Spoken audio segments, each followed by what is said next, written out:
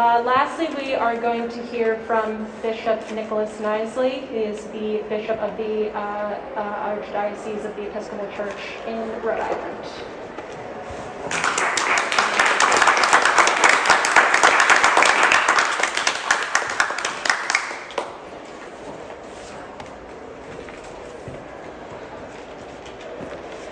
Thank you, Representative. Thank you, Senator, for your leadership in this matter.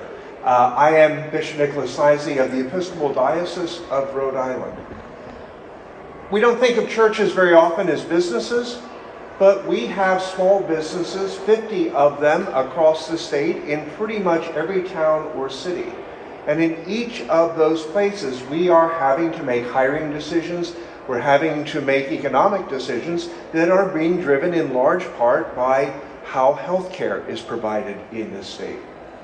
We hire people or don't hire people because in addition to hiring a salary, we have to cover a healthcare cost. And that becomes a significant burden when you're paying $40,000 or $50,000 for an underpaid nonprofit worker, and you have to look at a similar amount to provide decent healthcare for their family.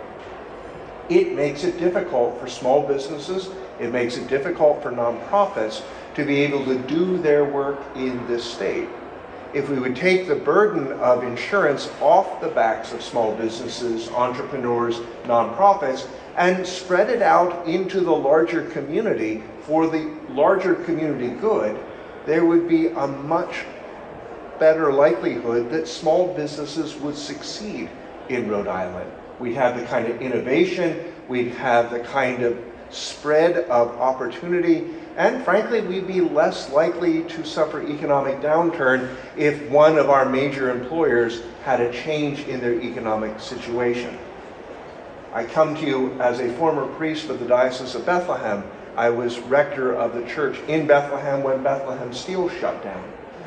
You would think that would be catastrophic to Bethlehem, and it would have been if not 15 years before my fellow Rotarians had not started to think about how do we diversify small manufacturing in that city so that when Bethlehem Steel ultimately did shut down, we had opportunities to provide other jobs. We don't have that capacity right now because of the overhead of healthcare being placed on business and employers. That's a simple economic reason to make the change. I speak to you also as a religious leader, not just as a business leader. As a religious leader, I will tell you, having run soup kitchens and homeless shelters in various places around the country, it is just immoral that people are unable to get access to mental health care for treatable mental health care matters that would get them off the street and into decent housing. So many of our homeless people are not on the street by choice. They're on the street because they can't get decent treatment. And frankly, arresting them, putting them in prison, getting them on a medication schedule again so they don't need to be in prison, and then putting them back out on the street again where the whole sequence starts all over again is deeply immoral. And it's not cost effective. Prisons are not places where you do mental health treatment. And yet in this country, because of the way our insurance policies work, that's what's happened. A single-payer, universal health care plan for people in Rhode Island would have a profound impact on people who are slipping through our social nets right now. In 2009, the Episcopal Church nationally came out in favor of any government action that would lead to single-payer health care that was available to all. It particularly encourages small, innovative, thoughtful, creative programs that might be able to be replicated at a larger level.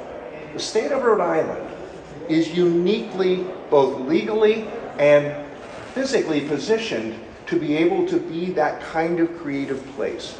We have the opportunity to be a laboratory where we can try out things that might not be possible in a much larger state.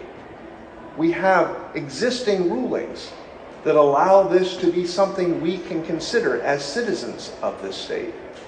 In the same way that Massachusetts invented Romneycare, which morphed eventually into Obamacare, perhaps we in Rhode Island could show that a single-payer healthcare system would have the same impact in our state that it has had in other nations around the world. I have 2 family members who are physicians. Both love medicine. Both love treating their patients. Both are highly qualified, creative, and compassionate people. Both are so frustrated with how medicine has to be managed and delivered today. We have wonderful doctors and nurses, healthcare professionals across the state. I don't know that I've ever talked to one who told me how much they appreciate the insurance company's oversight and management. Doing the same thing over and over again and expecting a different result, well, that's not a plan. And hoping that things are going to change, that's not a plan either. So rolling up our sleeves, finding out how do we make legislative changes in this state that give us the opportunity to work cooperatively with business leaders, citizens groups, in a place where we know each other, we know each other's names, we can try to pull this off. If not us, who? If not now, when? This is a chance for us to make a change that will be impactful not just in this state, but can be impactful across this country. I hope that we will seize this opportunity. Thank you for allowing me to speak.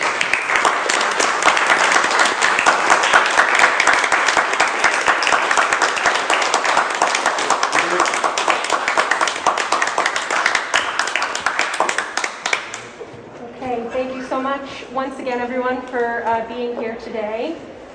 We've been talking about these bills, both in the House and in the Senate, that are going to be introduced. We're expecting the hearings to happen sometime in the next couple of weeks. Very shortly, we're not going to get a lot of notice. It'll be only a couple days' notice. So please be on the lookout and please come out and testify at those hearings in favor of these bills. We want a lot of people out there to make some big noise.